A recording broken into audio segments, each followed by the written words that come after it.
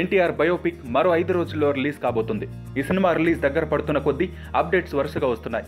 NTR biopic అంటే ఆయన జీవితంలో సంబంధం ఉన్న అందరినీ చూపించాలి. ఆ దిశగానే సినిమాను నడిపించాడు క్రిష్.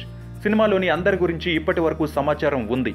బాలకృష్ణ పాత్ర గురించి మాత్రం ఎలాంటి సమాచారం లేదు. బయోపిక్ లో బాలకృష్ణ పాత్రను ఎవరు చేసుంటారు అనే దానిపై ఇప్పటి వరకు ఎలాంటి క్లూ లేకపోవడంతో క్యూరియాసిటీ పెరిగింది. సినిమా రిలీజ్ వరకు ఈ క్యూరియాసిటీని కొనసాగించినట్టయితే బాగుండేది. అలా కాకుండా ముందుగానే ఈ ఉత్కంఠకు తెర దించేశారు. ఏవో అపోహలు పెట్టుకుని సినిమాకు వెళ్లి అందులో అనుకున్నది కనిపించకపోతే నిరాశతో వెనుదిరిగి రావడం ఎందుకని చెప్పి ముందుగానే రివీల్ చేశారేమో అనుకోవచ్చు. ఎన్టీఆర్ బయోపిక్ లో బాలకృష్ణ పాత్రను ఎవరూ చేయడం లేదని తేల్చేశారు. బయోపిక్ లో ఆ పాత్ర అవసరం లేదని అందుకే పక్కన పెట్టారని తెలుస్తోంది. ఎన్టీఆర్ జీవిత చరిత్ర అంటే బాలకృష్ణ గురించి లేస మాత్రంగానైనా స్పృశించాల్సిన అవసరం ఉంది. తాతమ్మ కళ సినిమా నుంచి మంగమ్మ గారి మనవడు వరకు ఎన్టీఆర్ సూచనల మేరకే నడుచుకున్నాడు. ఆ తర్వాత సొంతంగా ఎదగడం మొదలుపెట్టాడు.